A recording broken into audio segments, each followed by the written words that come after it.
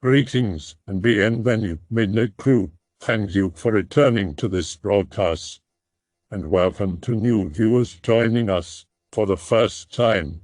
If you like a video, then feel free to subscribe. Those who walk alone. A person who chose not to follow any of the pre-existing spiritual paths, but rather forge their own path via contemplation and snippets of information here and there.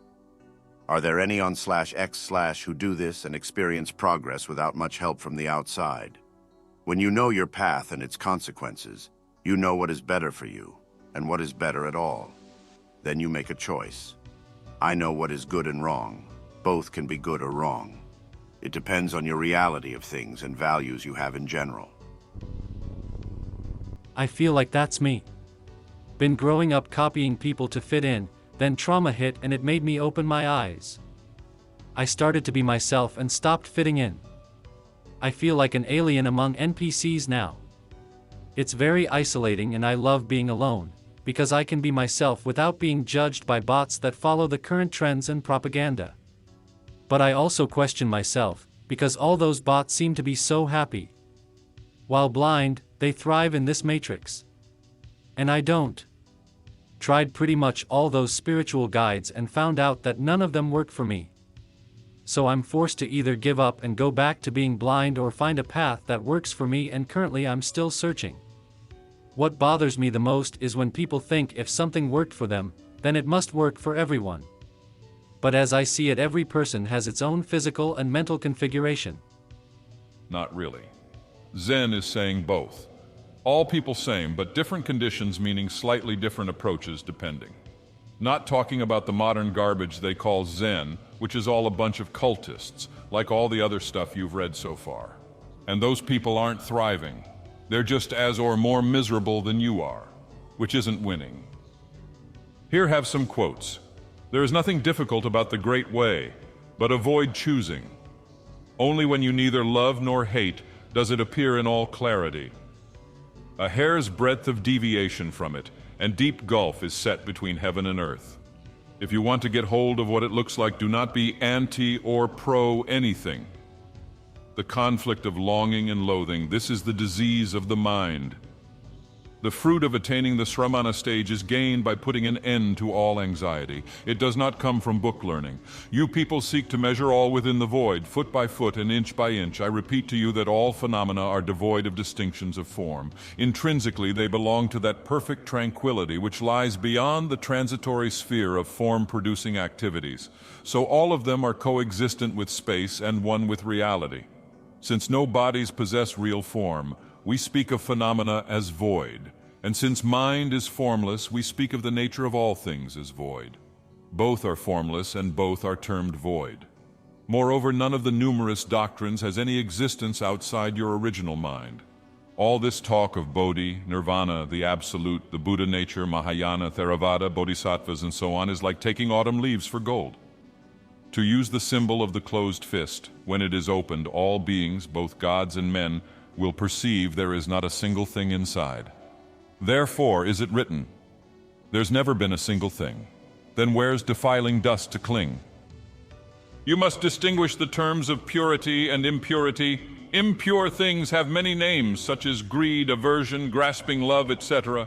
Pure things also have many names, such as enlightenment, extinction of suffering, liberation, etc. But while in the midst of the twin streams of purity and impurity, among such standards as profane and holy, amidst form, sound, smell, taste, touch, and phenomena, things of the world or things which transcend the world, the immediate mirror-like awareness should not have the slightest hair of grasping love for anything at all. Yes and yes. However, if you aren't careful, you can easily make yourself schizophrenic. This isn't to be confused with genetic schizophrenia. However, there are parts of the mind that once you open that door, you are going through it whether you like it or not, and there's so much to understand. But that understanding is not universal, and yet some is. See how schizo that sounds? And yet when you've had these experiences, it makes perfect sense. In a nutshell, the Hermetists, Kabbalists, and Eastern mystics were correct. All there is mind. When you understand this, symbolism makes sense. Like for example, you understand why the circle and lines are used abstractly and literally. It's a representation of how all creation requires boundaries in order to exist. A line can go on forever in one direction or another. It's the boundary that stops in the context of geometry, it's the circle. So yes, you will make far more progress on your own than following another's dogma, but that depends on how much effort you put into contemplation. It's our destiny as humans to be cut off from the divine, like a baby letting go of its mother's hands in order to learn to walk. Either way it happened, and we must rediscover the divine truths and forge for ourselves new spiritual laws, paths, and doctrines that work with our current or rather future consciousness. Quantum theory, psychedelics, etc. will just confirm the old truths in a way our monkey brains can understand from a scientific materialist perspective. Ages come and go. The world is not what it was only a few decades ago as we're moving into Aquarius, which is characterized by air and transparency. Most of all spiritual teachings are now out in the open and easily accessible, although not necessarily easily practiced. Old paths and doctrines will become less useful with time, although not useless, but will help tie together past with present. They knew this thousands of years ago. They exclaim excitedly as we learn new things about our reality. Of course, some practices are timeless, like meditation. It might feel like we walk alone, but we're all connected wirelessly like computers around the world. Air equals Aquarius, finding the same truths. In the abyss we'll find, as our eyes adjust to the darkness, that we're not alone, but sparkling eyes are all around reflecting divine light. A dark soul is a phenomenon of a person slowly but meticulously destroying themselves, both physically and spiritually. Living on the edges of extreme narcissism, paranoia, schizophrenia, they are the most unstable individuals ever to exist. You can actually see them in your day-to-day life. Your coworker, boss, wife, husband, your parents. Not comprehending basic functioning, slowly filling themselves with so much hate that they can't function like a regular human being anymore. Auditory processing disorder, for example. They may continue living, existing, but it is a hollow existence. A life devoid of meaning, substance, or essence of anything good. So far away from humanity, that one may even argue they might be an anomaly in the evolution of humanity. If you are not careful, take life as granted and become a narcissist, you may become hollow. A dark soul. But if you take on the phenomenon of life as a gift, and try to be an authentic self-anon, you may achieve nirvana, perhaps not in this form of existence, but who knows when. Only thing sure is that you will achieve it, whereas a dark soul will never achieve it. They are lost in the samsara, lost in the absurdity of their existence. I've been hitchhiking for 2 years and now there's nothing else I can imagine doing. For those of you that have experienced the road, you'll understand the world that's out there. It's exhausting, and those rainy nights sure can add up, but it's the only real essence of humanity I've felt. The nature of traveling is like that of a curse. Once you've been bit, you can't seem to stop. Each town blends together, and on to the next in hope of something different. You meet some of the most incredible people this earth has to offer, and soon enough their company fades. Beautiful things and beautiful people, all fading into memory. I've prayed to the Lord, and on the road there is abundance. I've connected with self, and have known my own spark. In each town there are those who call me an angel.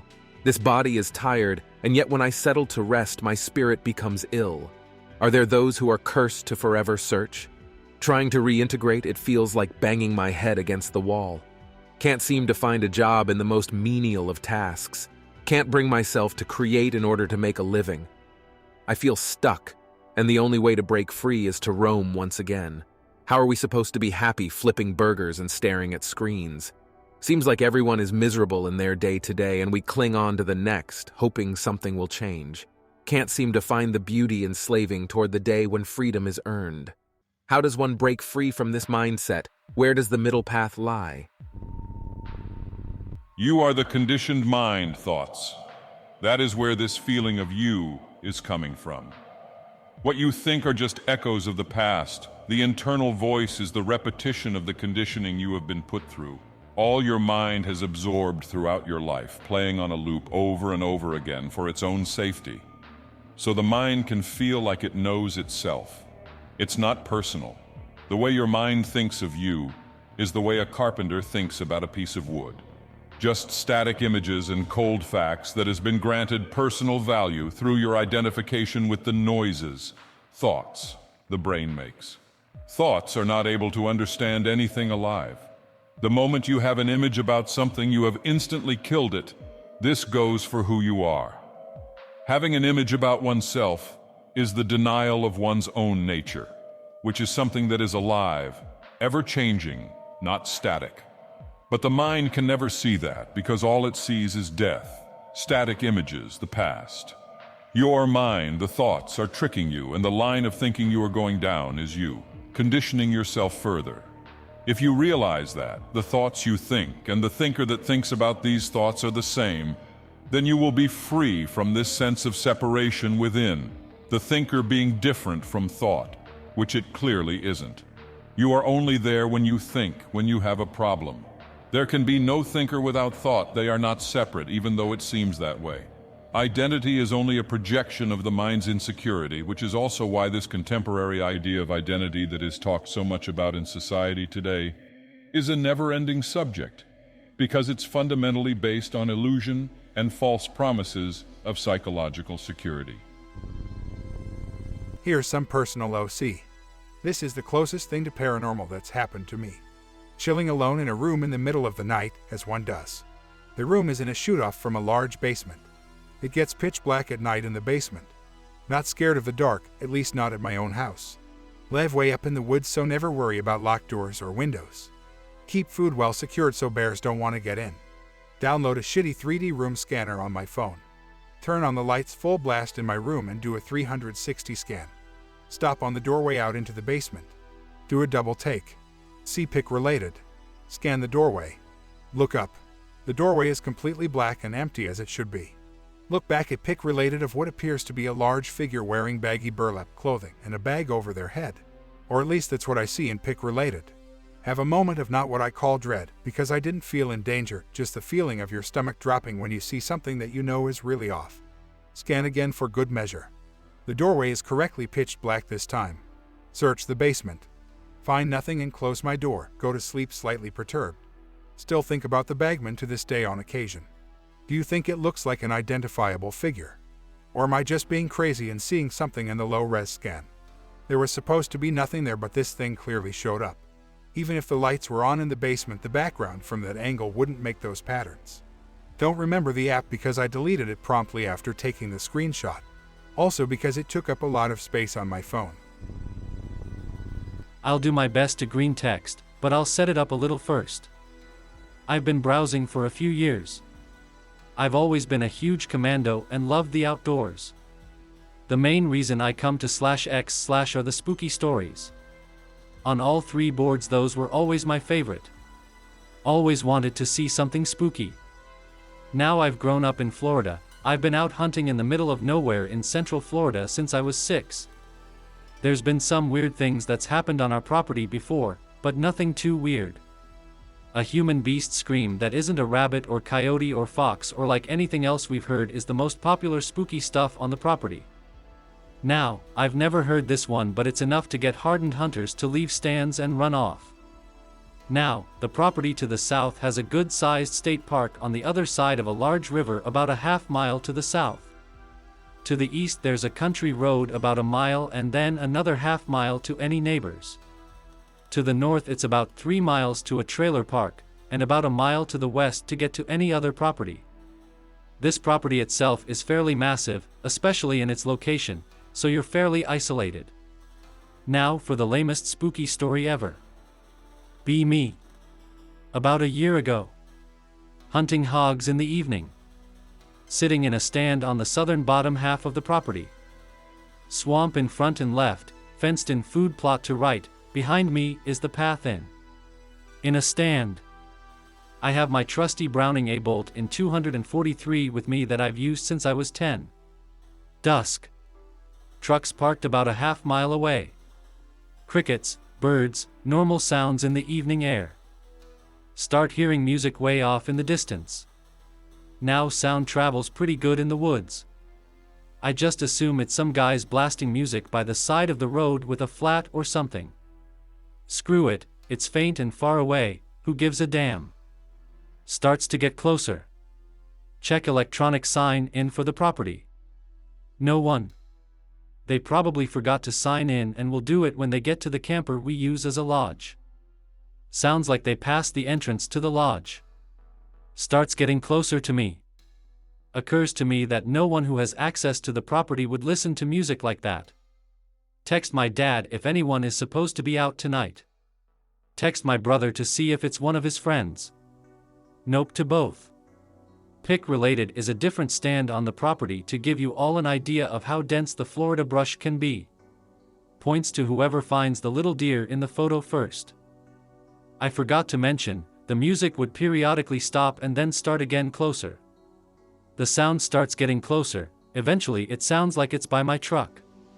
Well, they know I'm out here now.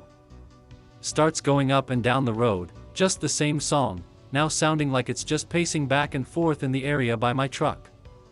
Starts being loud enough that I can definitely make out that it's some sort of Hispanic music.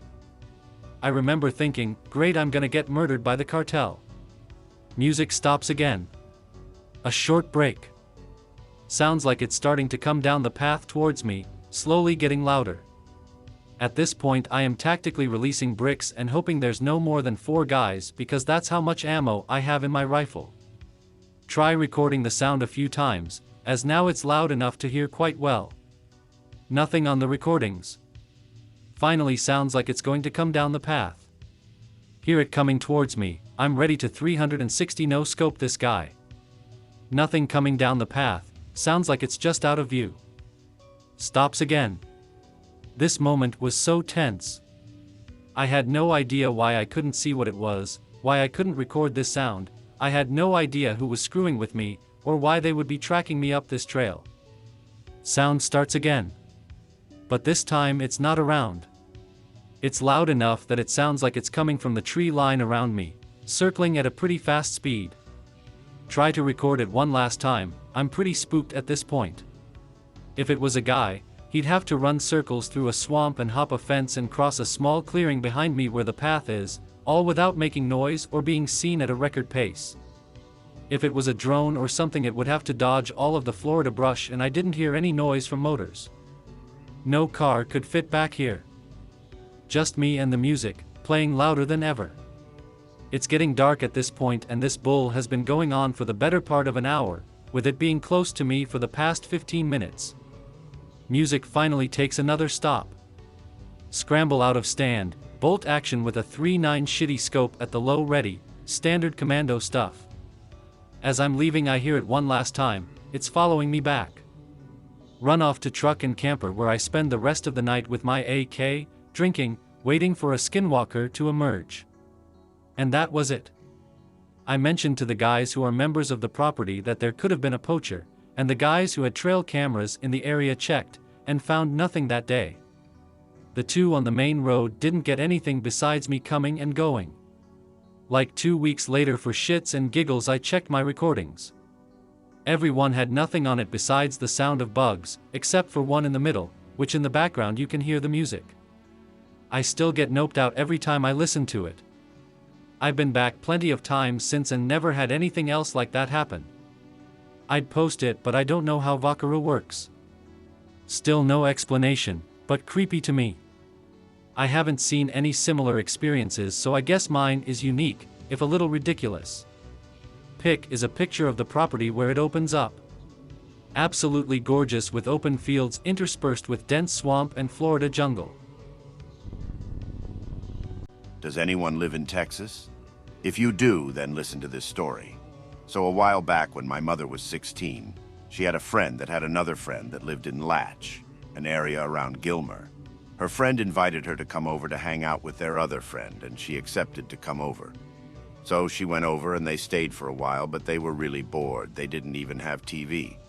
Let me just point out that my mom's friend was a girl and her friend was a guy. But the guy said, "Well, if you're that bored, then do you want to see a white troll?" My mom was like, "Really? You can't be serious." But then he told a story that happened when he was little.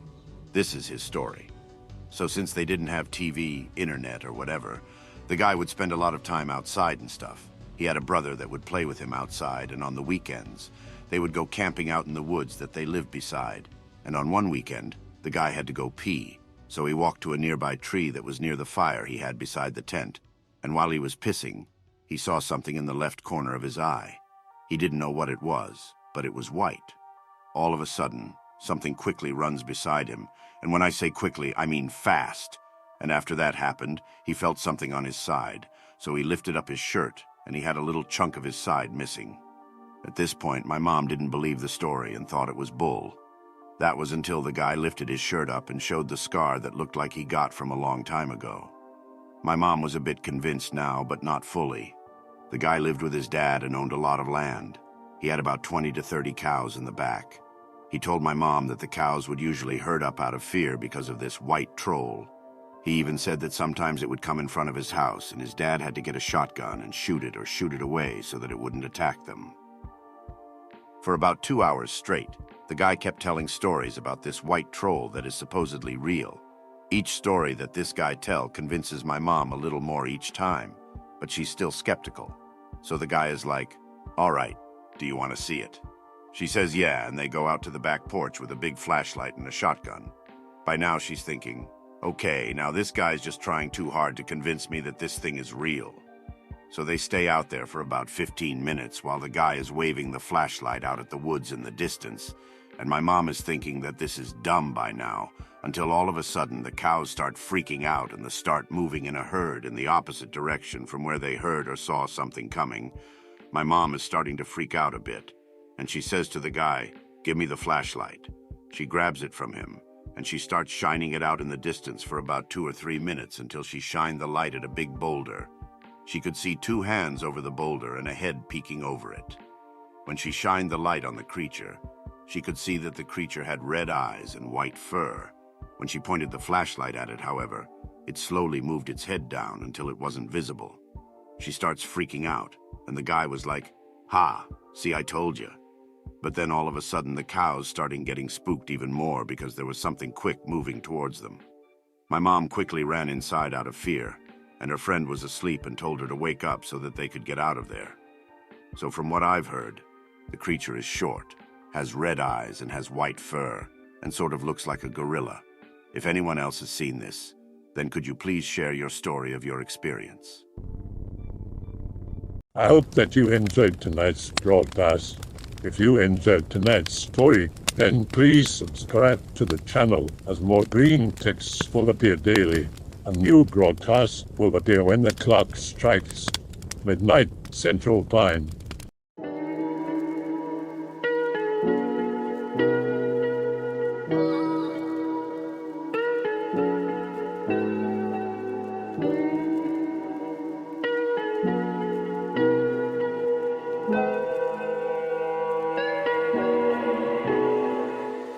Remember to check out the Odyssey page in the description for a second archive of the channel's videos. There's also a Rumble archive as a backup.